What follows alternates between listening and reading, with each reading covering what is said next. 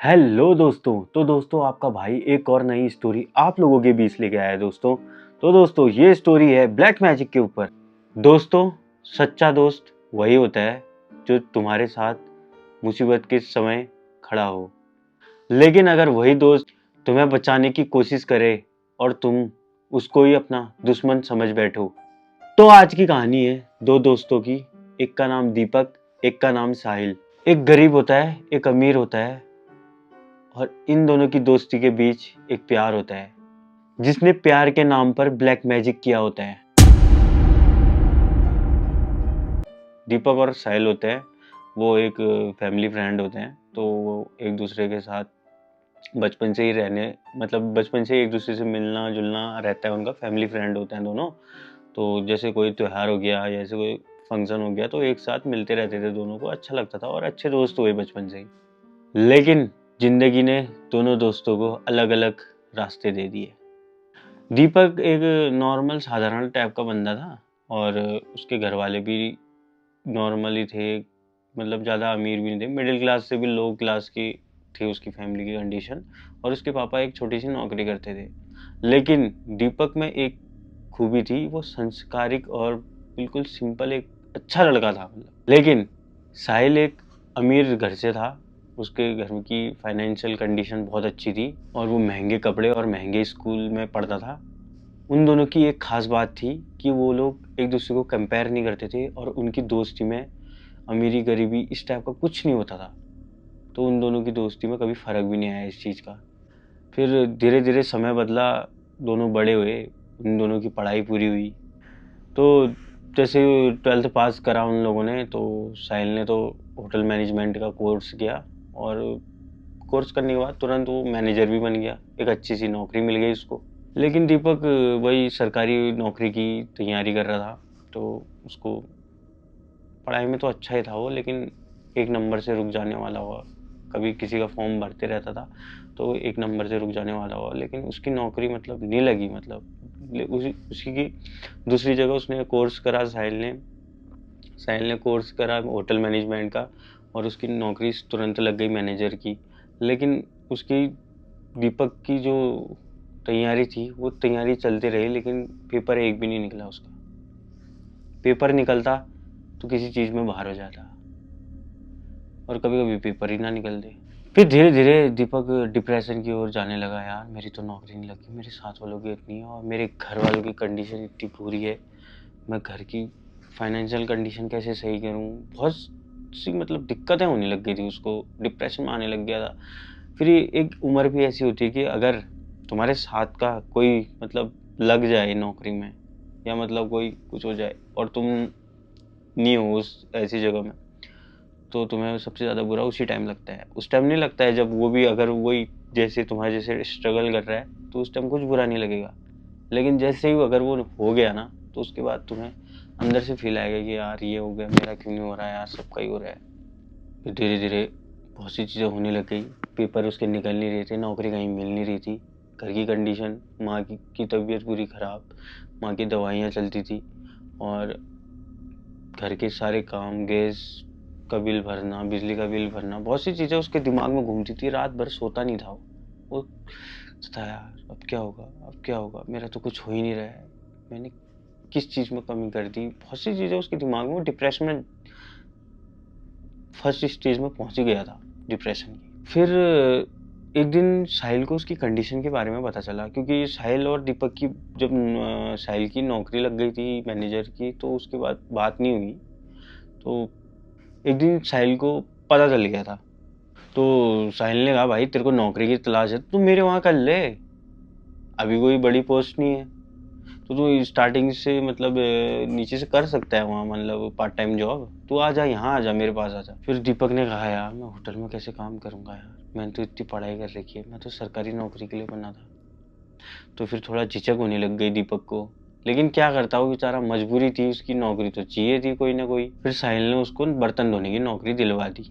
फिर दीपक क्या करता, उसने बताया 10,000 सैलरी है, तो वो 10,000 में भी चल लिया। उसने बोला यार हाँ अब क्या करूँ, मजबूरी तो है, नौकरी तो करनी है मैंने।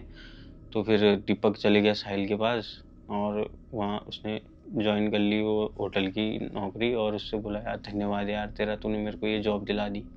फिर धीरे धीरे एक हफ्ता हुआ, फिर एक दिन अचानक से दीपक ने उसे देखा पहली बार। एक लड़की थी, खूबसूरत, चुपचाप सी, और उसी स्टाफ की थी, उसी होटल के स्टाफ की थी, लेकिन वो हमेशा साहिल के साथ रहती थी। फिर धीरे धीरे उन लोगों को साथ में देखते देखते दीपक को पता चला कि अच्छा ये तो इसकी गर्लफ्रेंड है।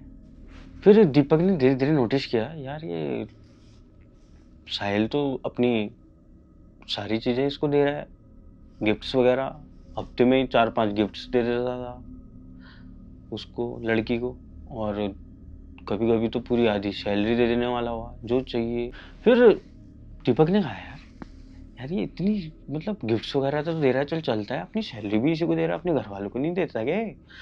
फिर एक दिन उसने मतलब उसके दिमाग में था यार पूछ ही लेता हूँ यार, मुझसे कौन सा क्या पूछ बोलेगा ये अगर मैं इससे ऐसी चीज पूछूंगा तो एक दिन पूरी हिम्मत जुटा के मतलब वो गया साहिल के पास।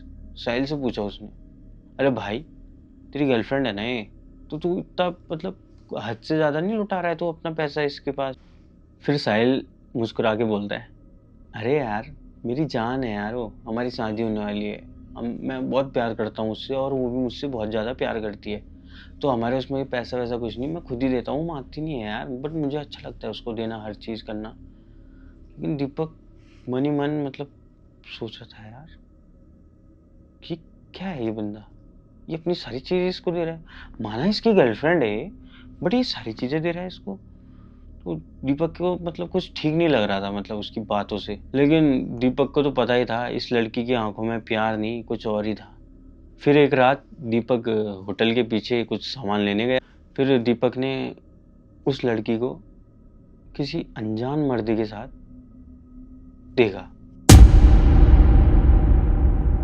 तो वो दोनों बातें कर रहे थे और दीपक देखता है कि चुपके से मतलब उनकी बातें सुनने लग जाता है, और जो दीपक सुनता है ना उसके पांव तले जमीन खिसक जाती है।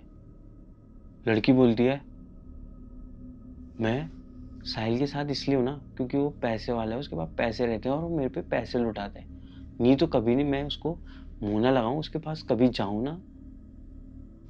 फिर धीरे से वो उस लड़के से बोलती है, मैंने उस पर ब्लैक मैजिक किया है, ये ब्लैक मैजिक जो मैंने सीखा है किस लिए सीखा है, ऐसे ही लड़कों को फंसा के और उनसे रुपए लूटने के लिए मैंने ये ब्लैक मैजिक सीखा है, और वो मेरे बिना कभी रह भी नहीं पाएगा। दीपक जैसे ये चीजें सारी चीजें सुनता है, दीपक तो शौक में आ जाता है, कांपने लग जाता है। भाई मेरे भाई की जिंदगी तो खतरे में है, ये तो ब्लैक मैजिक करती है, इसने मेरे भाई को पूरी तरह फंसा दिया है, तभी ये सारी चीजें इसको देता था। फिर वो वहां पे से चले जाता है और सुबह साहिल से बात करने की कोशिश करता है, साहिल के पास चले जाता है बात करने के लिए। तो वो जाता है और साहिल से बोलता है, साहिल तेरी गर्लफ्रेंड तो तेरे को तेरे पैसों के लिए है, और वो किसी मैंने उसको कल देखा तो वो किसी लड़के के साथ थी और वो ऐसा ऐसा बोल रही थी कि मैं तो उसके साहिल के साथ पैसों के लिए चक्कर में हूँ, नहीं तो मैं उसके पास कभी जाती नहीं, और मैंने उसके ब्लैक मैजिक किया है। तो इतनी चीज़ें जब वो बोलता है साहिल से, साहिल बोलता है, चुप साले, मैंने तुझे नौकरी दिलाई, मेरी गर्लफ्रेंड के बारे में उल्टा सुल्टा बोल रहा है, तुझे तमीज है नहीं है? अगर तू यहाँ से अभी नहीं गया तो मैं तेरे को लड़कों के हाथों पिटवाऊंगा और ऊपर से मैं तेरे को जेल भिजवा दूंगा, तू निकल जा मेरी नजरों से, दूर चले जा कहीं। तो फिर दीपक जब इतनी बातें सुनता है तो उसकी आंखों में आंसू आ जाते हैं। चल ठीक है यार भाई, मैं तो तेरा दोस्त था, मैं तेरा कभी बुरा नहीं चाहूँगा, क्योंकि तूने मेरे बहुत साथ दिया है, तो मैं तेरे को बस इन चीज़ों से दूर ले जाना चाहता था और तेरे को कभी मतलब तेरी ज़िंदगी तबाह नहीं होने देता। अगर तुझे यकीन नहीं है तो मैं क्या बोलूँ। और फिर वो चल देता है रोते रोते। तो दीपक फिर चले जाता है अपने गांव को, और फिर साहिल फिर रिश्ते नाते सब तोड़ देता है, दीपक को छोड़ देता है पूरी तरह मतलब, और धीरे धीरे वो उस लड़की के वश में आने लग जाता है, और धीरे धीरे वो मतलब गुस्सैल टाइप का हो जाता है, बहुत ही बदल जाता है मतलब साहिल। फिर धीरे धीरे उसकी नौकरी मतलब खतरे में आ जाती है, क्योंकि उसका बिहेवियर मैनेजर का था और अच्छे से बोलना होता है मैनेजर में, तो वो कस्टमरों के साथ गंदी तरीके से बोलना स्टार्ट कर देता है, गाली गलौज में आ जाता है और फिर धीरे धीरे उसकी नौकरी छूट जाती है। वो फिर भी वहीं रहता है, उसके पैसे खत्म हो जाते हैं, वो मतलब पूरा अकेला पड़ जाता है। फिर धीरे धीरे वो मतलब पागल टाइप का हो जाता है और वो मतलब किसी को पहचानता भी नहीं है। जब दीपक उसकी हालत देखता है ना हॉस्पिटल में, वो हॉस्पिटल में मिलता है दीपक को, और मतलब वो किसी को पहचानता भी नहीं, और जो वो लड़की थी वो ऐसे गायब हो जाती है जैसे वो कभी उसकी ज़िंदगी में थी भी नहीं। दोस्तों, प्यार अंधा हो सकता है, लेकिन भरोसा अंधा नहीं होना चाहिए। हर मुस्कान अच्छी नहीं होती और हर खूबसूरत चेहरा प्यार नहीं देता।